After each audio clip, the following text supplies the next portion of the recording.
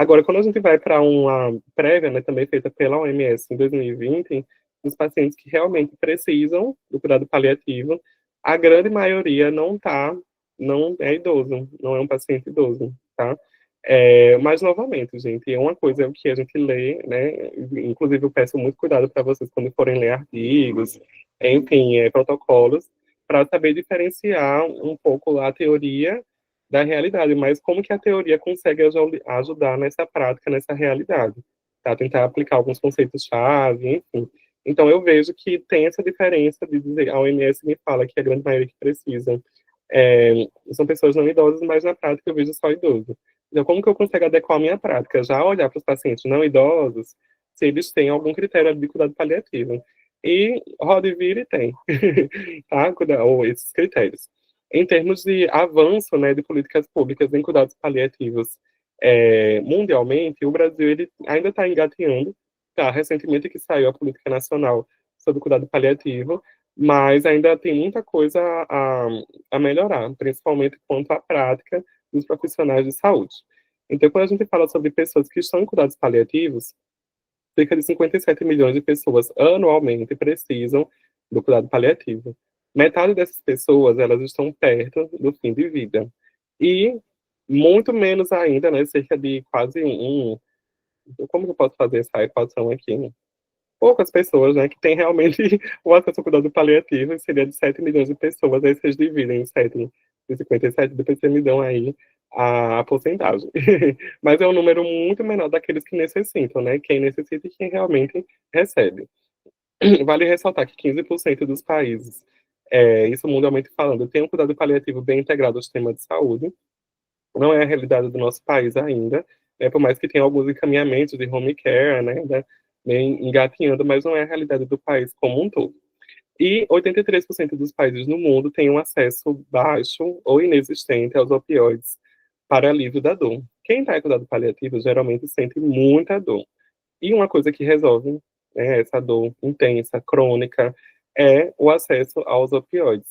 Né? E muitos países, então, não têm esse acesso. O país, nós temos, aqui no Brasil, tem um acesso no protocolo de dor crônica, né? Que a pessoa ela consegue pegar um componente especializado alguns opioides, tá? Morfina, metadona, eles conseguem pegar de acordo com esse protocolo. E cerca de 18 milhões de pessoas no mundo, elas morrem com dor desnecessariamente, tá, gente? Isso mundialmente falando. Só para finalizar essa parte do cuidado paliativo, então, muitas pessoas acham que o cuidado paliativo é uma eutanásia, então vou desligar os aparelhos e deixar a pessoa ali definhar, e não é isso, tá? Algumas pessoas também podem chegar a dizer que a gente vai prolongar, então, a vida do paciente com cuidado paliativo, que seria de eutanásia. Também não é. Porque, às vezes, vai colocar tratamentos que eles não vão ter nenhum efeito, o que vão fazer o paciente sofrer é mais do que você deixar ele sem aquele tratamento. E o que o cuidado paliativo ele vem a ser, então, seria uma ortotanásia, tá? É respeitar o tempo do paciente, respeitar suas necessidades, seus desejos, e conseguir atuar enquanto profissional de saúde para que essas expectativas elas sejam atendidas, tá bom? Vale ressaltar que nós, enquanto farmacêuticos, nós fazemos a avaliação não só dos medicamentos, mas a avaliação holística como um todo. E os pacientes de cuidados paliativos, eles já têm algumas necessidades fisiológicas, né? Eles estão suscetíveis a terem alterações em seu sistema, enfim, no corpo. Principalmente quando a gente fala dos pacientes que são mais idosos.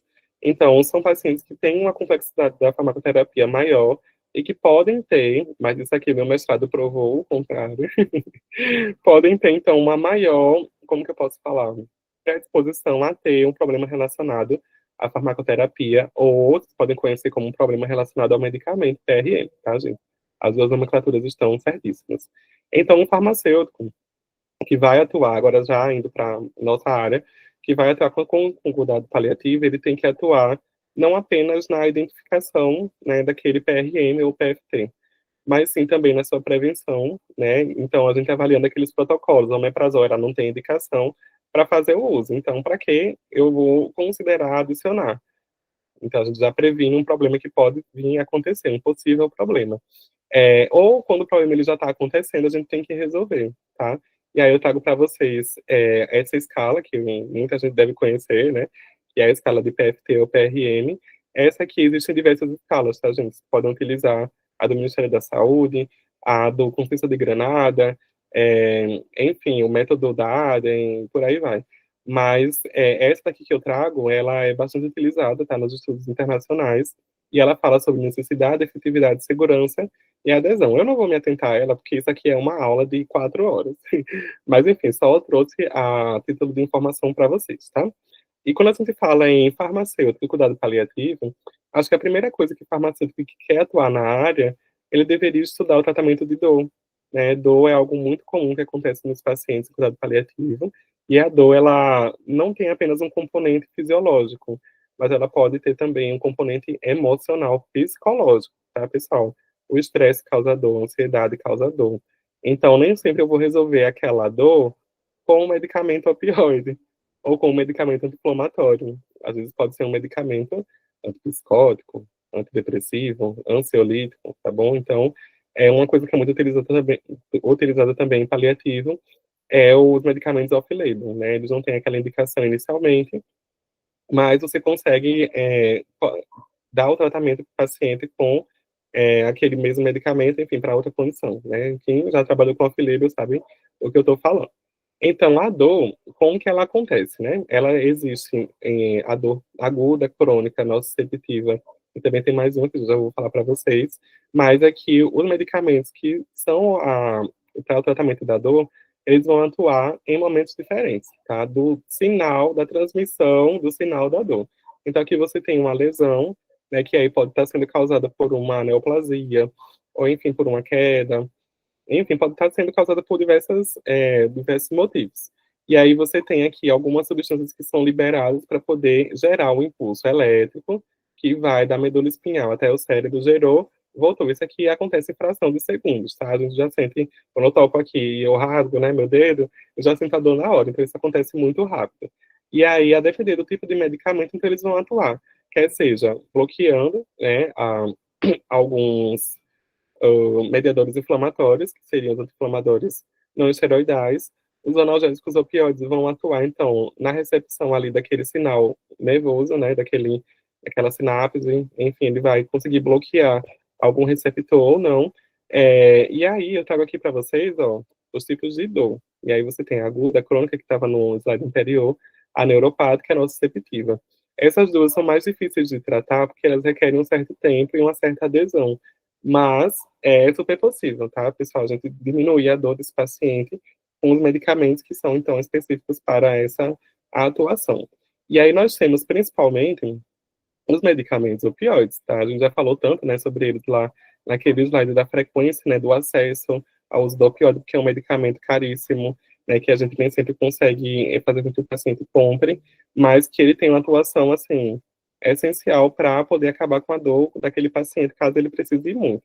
Só que na escolha do o medicamento opioide, a gente tem que ficar de olho para qual receptor, então, ele tem maior afinidade, tá? Para poder estar bloqueando aquela transmissão da dor. E aí nós temos aqui a analgesia, né? Que nós temos os opioides, que você consegue dar uma analgesia, saber, a depender do tipo do receptor, para poder colocar aquele medicamento lá.